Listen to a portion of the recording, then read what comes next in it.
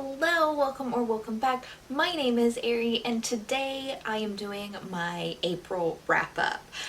Now, in April, I had a really shitty reading month and it's a really low reading month for me as far as the number of books goes. Actually, as far as basically everything goes. So you would think that this would be a quick video, but me. And I talk too much. So I'm gonna try to talk fast. I'm gonna try to be concise, but I'm gonna suck at it. So get a drink, get a snack, sit down with me, and let me tell you about all of the shitty books that I read in April. So let's start with the stats. Which side do I want to put them on? I think this side. I think I need to cover this up. So this month I read 18 books, which is low. I read 7,537 pages total, which is low. I read roughly 251 pages per day, which for me, again, is low. And then I read an average of 419 pages per book, which is super high for me. So I was reading a bunch of very long books that I didn't like, and so I struggled to get through them. That is the summary of my month. Now, there were books I liked. We'll get to those eventually. More stats. Gender of authors. For the first month ever, I have read an equal amount of male and female authors. I read 8 male authors, 8 female authors, one book by like a bunch of different authors of both genders, and one book by a non-binary author. Genre. Surprising no one, I read the most fantasy. I read 8 fantasy books, 4 sci-fi books, 2 fiction, 2 nonfiction, and 2 thrillers. Demographic, as usual, I read mostly adult books, with 14 books targeted towards adults and 4 books targeted towards a young adult audience.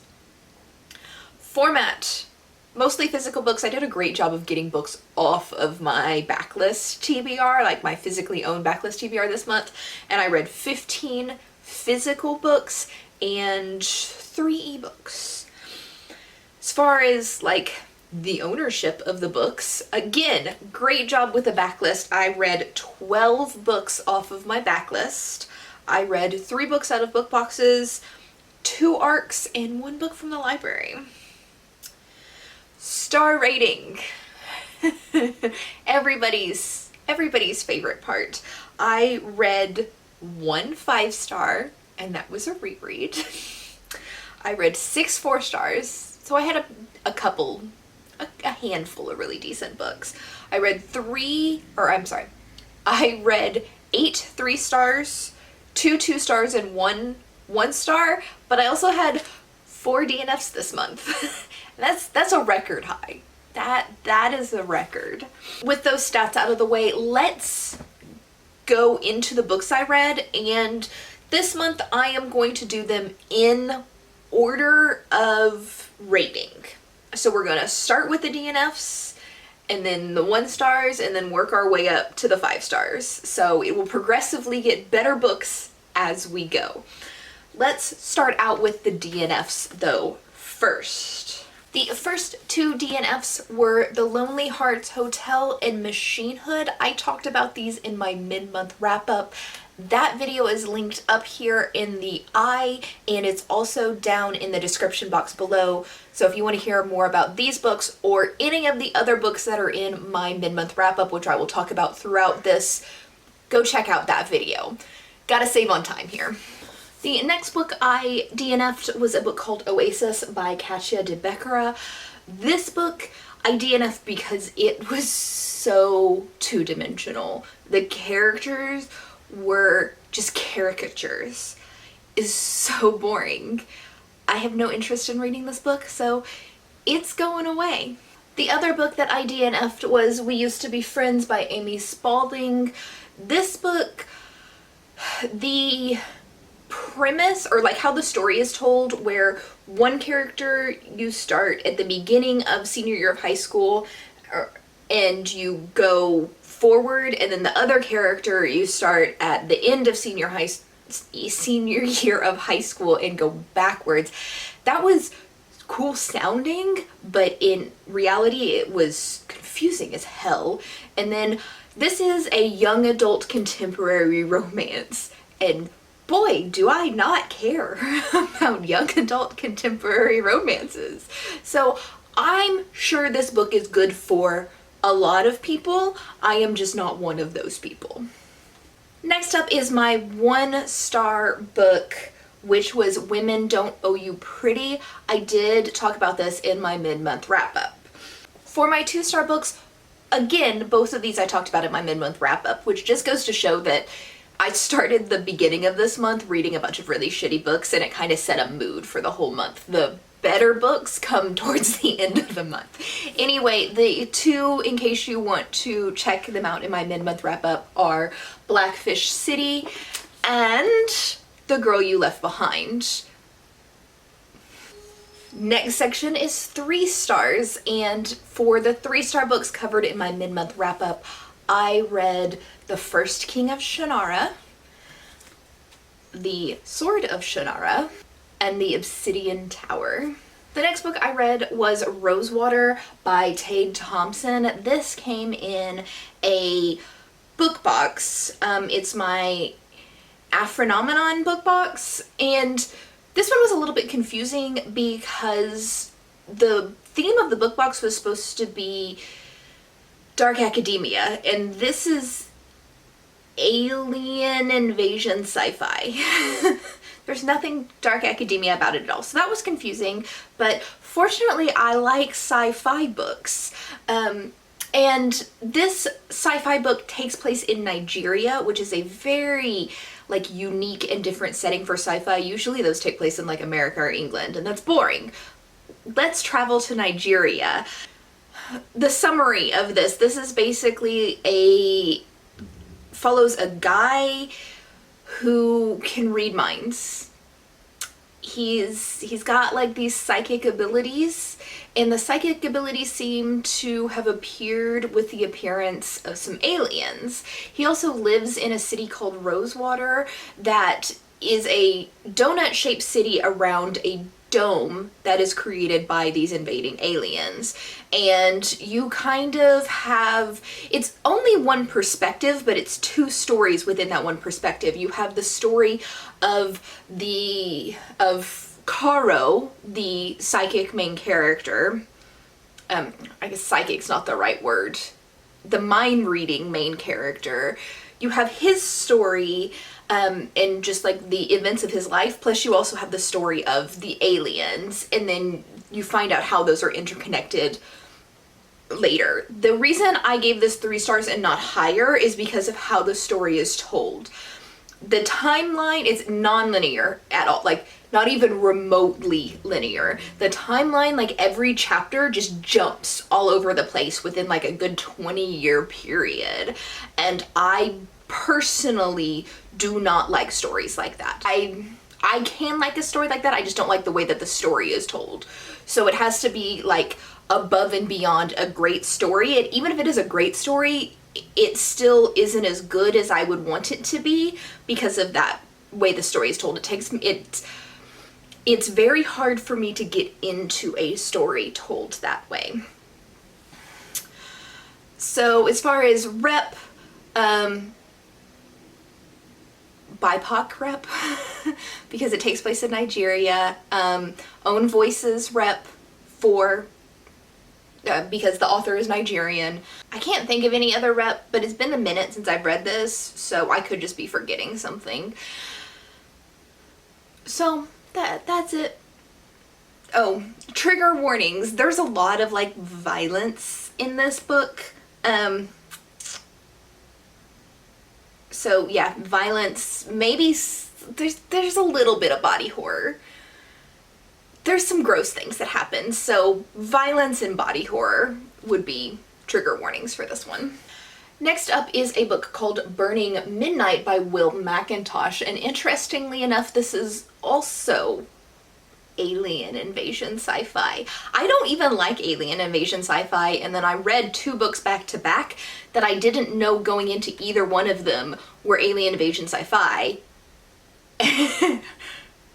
So there you go. I'm gonna say just straight up that this book is very forgettable, which is why it's a 3-star, because it was fine, but I mostly forgot what it's about. This is a young adult novel about a guy this is a young adult novel set in a universe where one day all of these plastic spheres appeared in populated areas in hiding places. They didn't just like appear, they're like hidden, almost like they were hidden by somebody. And if you find 2 spheres of the same color and put them on either side of your head, then it'll give you powers. And the more common the sphere, the lesser the power. So they've got like tiers of spheres. You've got like rarity 1, where like a teal sphere will help you fall asleep faster, and those are fairly common, easy to find. And then you can go all the way up to like 39, where like one of those spheres is going to set you back a couple $1 million. They're mustard colored and they're going to increase your intelligence. And then you got the tier 10 spheres, where there's only 2 of them in existence in the entire world. And this book mostly covers the midnight blue and the gold spheres, which are the tier 10 spheres. So, interesting concept. It says a lot about capitalism. Because people don't know where these things come from, and they're just like, I'm gonna use them. I don't care what they do. It's very on the nose as far as American capitalism goes.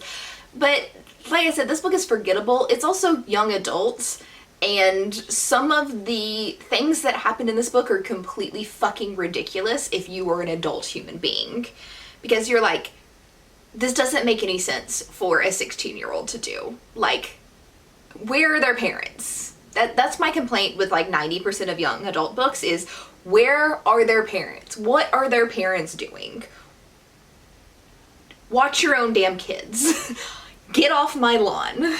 As for rep, there's not really any rep. I think one of the characters might be Latinx, but like I said, this is a very forgettable book, so I kind of forgot. The author's white, so it's not own voices anyway. And there is a queer female character. Not a sapphic relationship. He's kind of like the side character. But the main relationship is a male-female relationship. Next up is this book that doesn't have a dust jacket, so we'll put the cover here. This is The Wish Song of Shannara by Terry Brooks. This is the 4th book in the original trilogy. And yes, that's as bad as it sounds. The 4th book in the original trilogy. I understand that doesn't fucking make sense. I'm sorry, the original Shannara trilogy. I should probably add that extra word in there. Anyway, this is about the children of the characters in the book previous, which spoils something, so I'm not going to tell you who their parents are, but they have a magical ability called the Wish Song, and for the eldest girl, the Wish Song allows her to control anything living with just her voice. So she can sing to a bird, or she could sing to a tree, sing to a bird, sing to another human being, whatever, and it'll do magic. So like sing to some plants and you can make the plants grow. That kind of thing. Her younger brother Jer has the ability to create illusions with his Wish Song, and a typical fantasy save humankind adventure happens. So old school fantasy, very Tolkien-like plots. You get the idea. There is no rep in this book at all.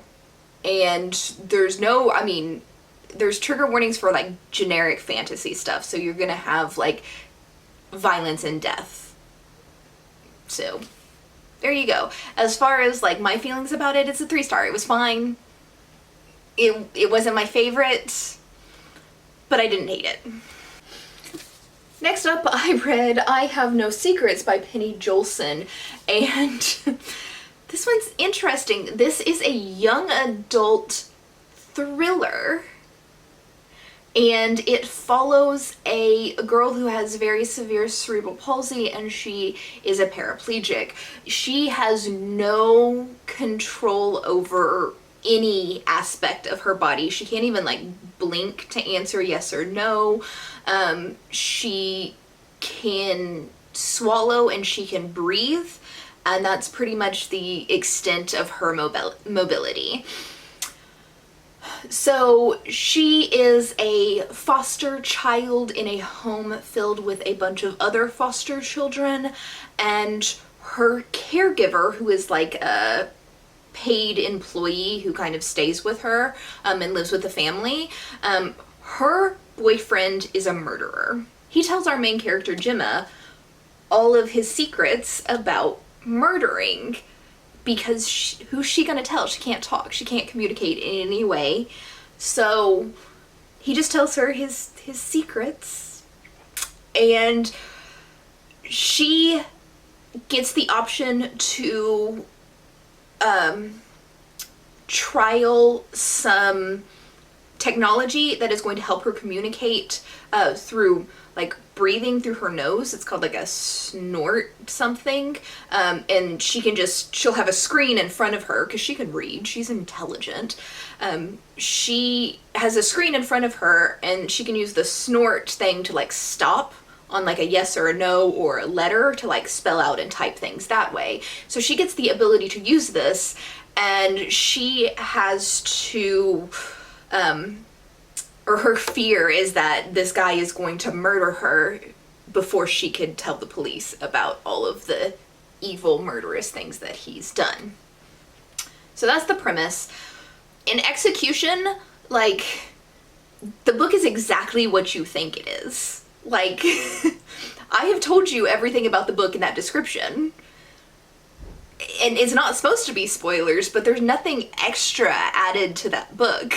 It's a very straightforward, not particularly thrillery type thing, but the rep in this book is really interesting and educational to read. So if you are looking specifically for a thriller, this book is not for you. If you are looking for disability rep between our main character with her cerebral palsy and the other foster children in the home who have various forms of disabilities, this book could be for you, especially if you like the idea of a thriller but don't really want to be like scared.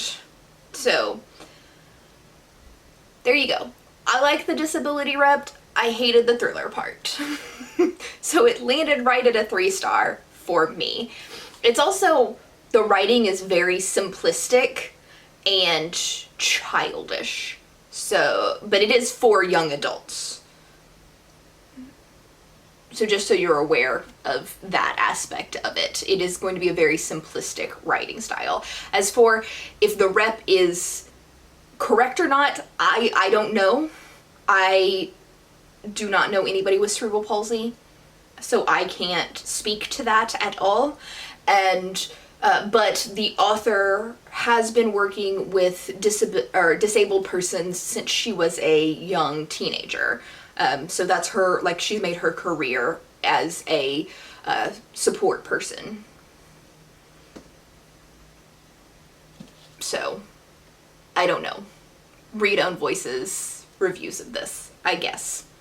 And the last 3-star I'm talking about is The Line Between by Tosca Lee. This is also a thriller, but this one's a little bit more thrilling. So this talks about, or this story is about a girl, like a 21, 22-year-old girl who grew up in a cult. like an extremely Christian,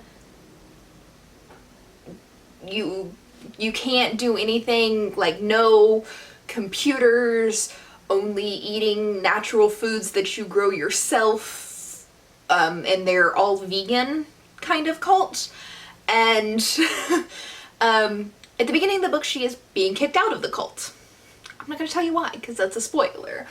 But let's say she's being kicked out of the cult, and as she readjusts to the real world around her, modern society, I guess, she is learning that, or she's watching the news, and you see that there is this, like, pandemic happening of rapid early onset dementia, and people are, like, just out of nowhere kind of going a little bit nuts and committing violent acts.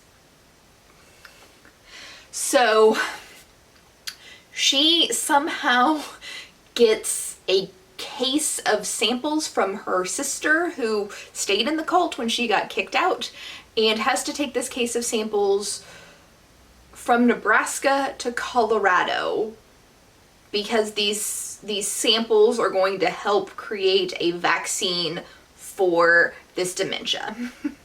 And so if you're going into this reading this like a fun thriller, like, it was cute, it was fun, I didn't dislike it, I was cool with all of the like fun thriller aspects of it. All of that is hunky-dory. If you're going into this as in like an intelligent standpoint, like, it's all stupid. The science doesn't make any fucking sense at all. If you know anything at all about science, the fact that this girl who has spent her entire life in a cult is somehow going to be the savior of humanity is fucking absurd. Like, it's very absurd, but it's very, like, fast-paced and fun. So if you want a brainless, thrillery read that reads a whole lot like the Tom Clancy novels of like the 90s, where there's like one of the side characters in this book is like ex-Marine Corps, and so you've got like the bodyguard protecting the girl, making sure she makes it to her final destination, and then they fall in love on the way. You've got like that kind of storyline going on. So if you like that kind of thing and you're not too sussed about reading something about a pandemic in this time period, all the pandemic stuff is really stupid too, now that we've lived through one. This one's, it's a 3-star, it's okay. I didn't hate it. I was enjoying reading it while I read it, and now that I'm done with it, I'm done with it. This is a series, and I am considering continuing on with the series, but I'm not like desperate to continue on with the series. So I don't know. It's an eh. It's an eh from me. Next up is my 4 stars, and 3 out of the 6 I read in the first half of the month. The first one is Weave the Lightning. I also read Men Explain Things to Me and The Midnight Library. The next book I read was Sorrowland by Rivers Solomon, and I got this as an ARC from NetGalley. I've also pre-ordered it and bought it for 2 other people, so I really probably should bump this up to a 5-star. I very much enjoyed it, and it was weird. Like, it's not for everybody because it's really fucking weird, but the rep in here was so good. So this is very hard to explain just because of how weird it is. But basically, this is another cult book, but a different kind of cult. This is a cult where everybody in the cult is black, and they separate themselves from society to avoid racist white men, basically. The main character in the book is a young girl. A very young girl, and she was forcibly married to the old man leader of the cult, 'cause ew.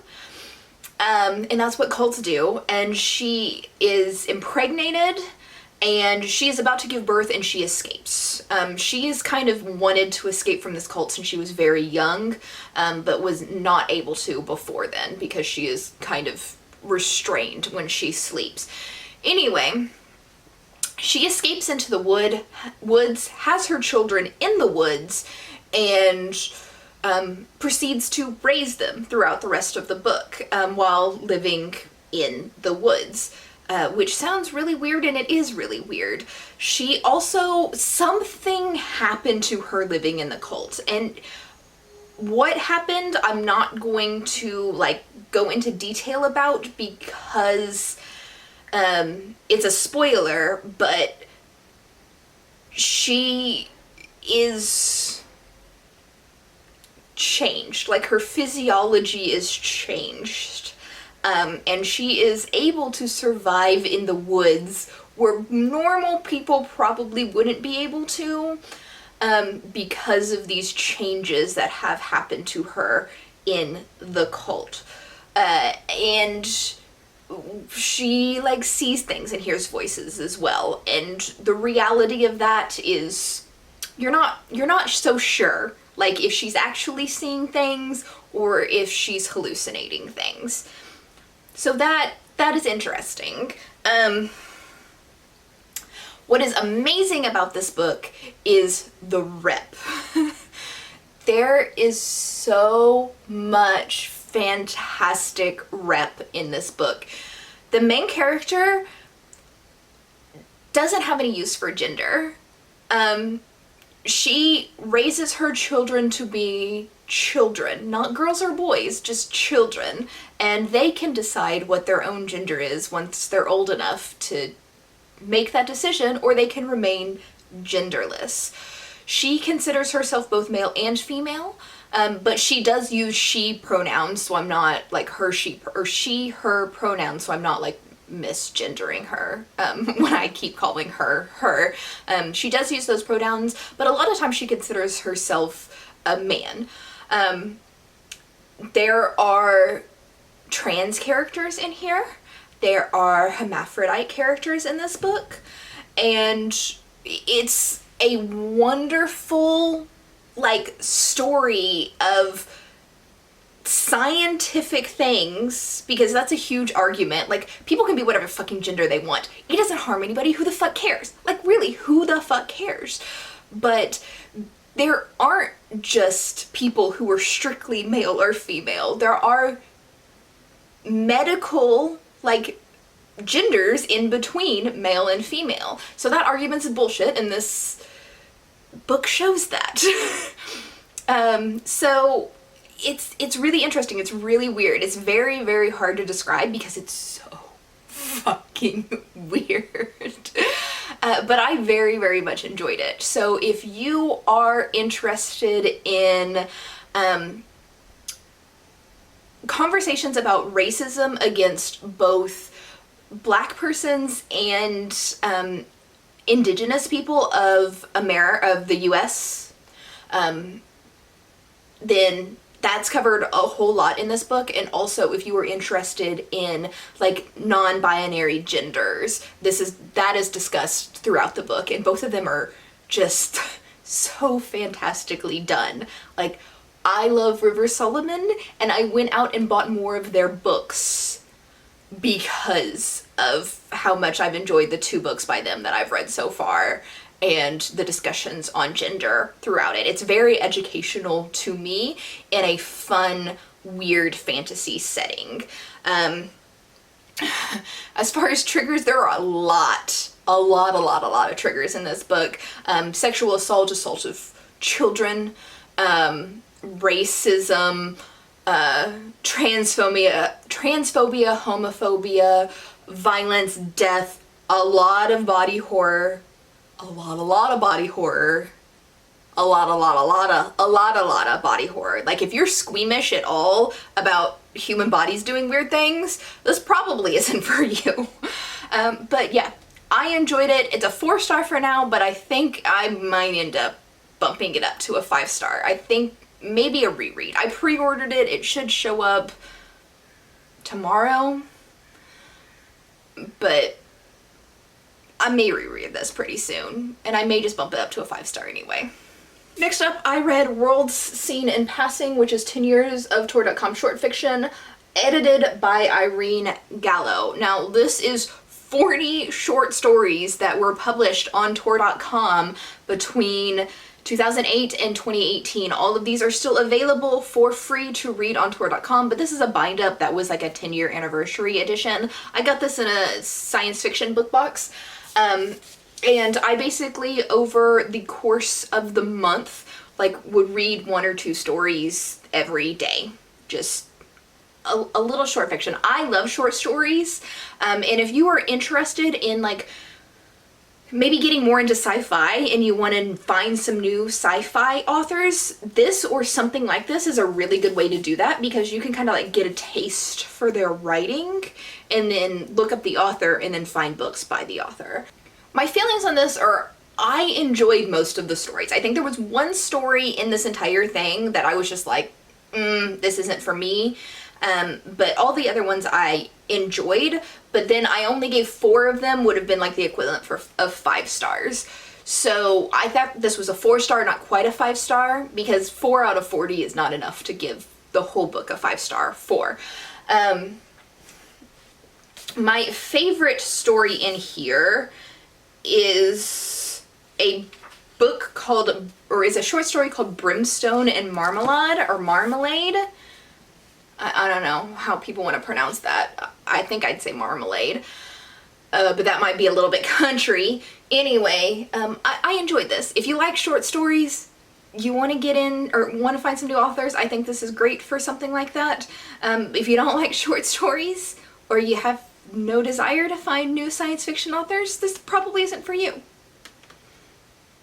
And rep and trigger warnings are really hard to talk about for 40 different short stories. There is a lot of different rep and there's a lot of different trigger warnings for this. I think it's probably better for you to Google that than for me to try to remember 40 different short stories and the different kinds of rep and triggers and all of that. So I will leave that up to your discretion.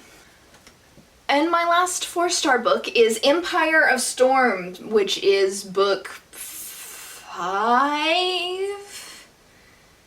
I don't know. I'm gonna say it's book 5 in the Throne of Glass series. So my enjoyment of this series has kind of gone like this. So I liked Assassin's Blade and Throne of Glass, and then Crown of Midnight was like and then Heir of Fire was fucking awful, and then Queen of Shadows I liked, and then this one I liked more. So I think this might be my favorite book so far. Maybe. And if you wondered why I just counted 6 books, the Assassin's Blade is a prequel set of novellas, so that's 0. So this is 5. I can count, even though I don't look like I can count. Anyway, I can't really tell you what this is about because it's the 5th book in a series and they're thick as fuck. But basically the series follows a 17-year-old assassin named Selena Sardathian, and she has been caught doing her assassin thing, and at the beginning of Throne of Glass, she has been in a work camp prison for the past year where most people don't live like 3 months, and she is given the opportunity to get out of that prison if she agrees to be the king's royal assassin. And this book is a completely different book. None of that applies to what happens in this book. So if you're MASH trash, interested in Sarah J Maas, or just want some like young adult fantasy, you might like this series. I will tell you that this is the first book that we get like sex scenes in. So at this point, this is no longer young adult, this is new adult, because there's on-page graphic naughty scenes. but it took 5 books to get there. And finally, my 1 5-star of the month is The Elfstones of Shannara by Terry Brooks. Now, this is a reread. This is a nostalgic all-time favorite book. So even though if I were to read it the first time and rate it today, it probably wouldn't get 5 stars, but because this is what introduced me to fantasy, it's a 5-star from me, right? Yeah. It's a 5-star from me. So what this is about is basically a young elven girl named Amberly and a half-elf Shannara descendant named Will Omsford have to go on a mission to save the Elcrees. The Elcrees is a tree. Stay with me here. The Elcrees is a tree, but she is a magical tree created by the elven peoples of old to create a hole in reality, an alternate dimension, and all of the the fairy demons are trapped in this alternate dimension by the Elcrees, and this dimension is called the Forbidding. And in this book, the Elcrees is dying, and Will and Amberly have to take the seed of the Elcrees to the Bloodfire, anoint it in the Bloodfire, and bring it back to the Elcrees before the Elcrees dies. And that's pretty much it. I like it. Not for everybody. There is no rep. Trigger warnings for a lot of death, because it's typical fantasy. This is like 1980s fantasy, not quite Tolkien. He's not ripping off Tolkien in this one, but it's very traditional elves, dwarfs, trolls, gnomes kind of fantasy stuff. Just with some female protagonist in it, which you didn't get too much in like 80s fantasy. So there you go. And that is it for my wrap up this month. Let me know what you think about any of these books in the comments.